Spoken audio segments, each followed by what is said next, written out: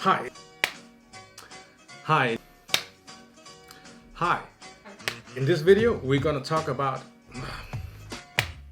In this video, I'm gonna review the Jefferson's. Now I forgot the name. Hi. In this video, I'm gonna. It's your fault. Hi. In this video, I'm gonna make a review about the Jefferson's Reserve. And as always, I'm gonna make it on 3 categories. The first category being how beginner friendly is it. The second one is how creative is it, or original. And the last category, what cocktails does it fit into? So without further ado, let's get to it. Hi, my name is Leonardo, and if you're new to this channel, well, let me tell you a bit about me. I have 16 years of experience in the bar industry, managed, owned, and even bartended for many years. Trained really a lot of bartenders on mixologies, spirits, done whiskey tasting for people, a lot of workshops, you name it, I've done it. So without further ado, let's get to it. First category is how beginner friendly is it? And for once, I have a new bottle to start with. So this is Jefferson's, and if you don't know Jefferson's is, I would say, small distillery. So they don't make a lot of whiskeys. They have this one, they have the one that's called Jefferson Small Batch. This is the one after that, the next production. Then they have the Jefferson's Oceans, and they have quite a few more, but they're not so big outside of the US. And now I'm in Denmark, we don't have all those. We basically have this one, we have the Small Batch, and we have the Ocean. But today it's about the Reserve.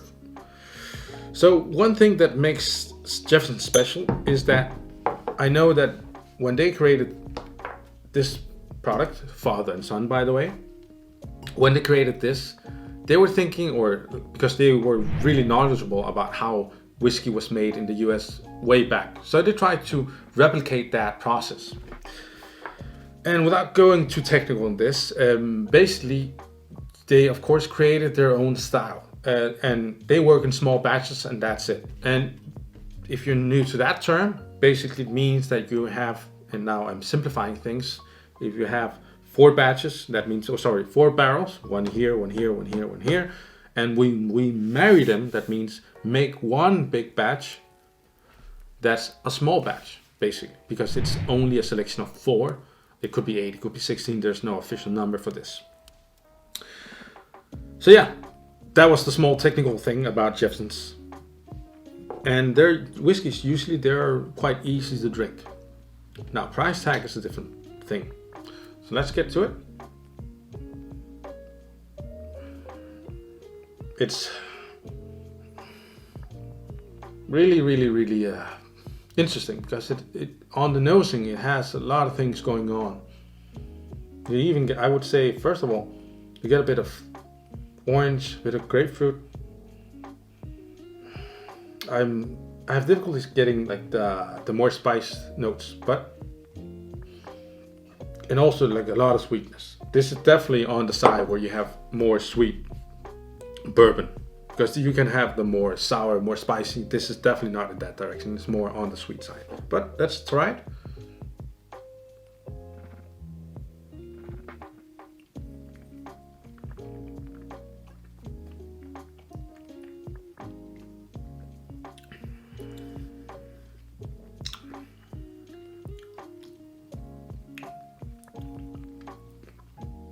Yeah, it's a bit tropical, get a bit of banana, not like Jim Beam banana, not like Jack Daniel's banana. But super smooth, super easy to drink.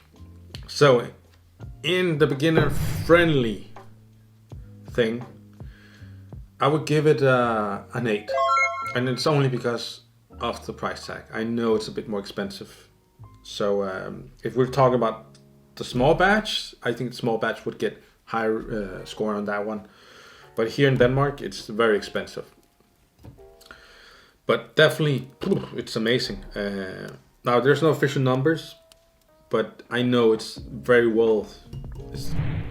aged whiskey, this one. So for connoisseurs and people who like American whiskey, this is definitely must have. For a beginner, that gets an 8. So, originality. Originality, well, for me, yes, it's very old and small batch. Heard that song before, or that story before.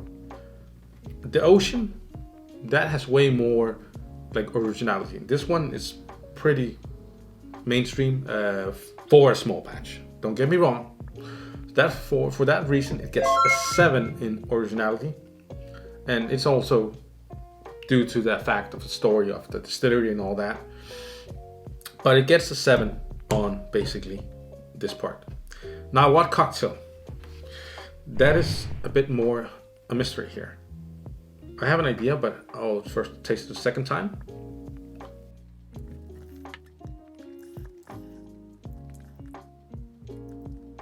So of those 3 categories we have Manhattan, we have Old Fashioned, and we have Whiskey Sour. So let's start with the one we definitely don't want. Whiskey Sour, no, that would be a shame. The small batch, that's not reserve, yeah, sure, we can go with it. So it's basically a battle between the Old Fashioned and a battle between the Manhattan. I think this is so delicate and it's so buttery that it has to be a Manhattan.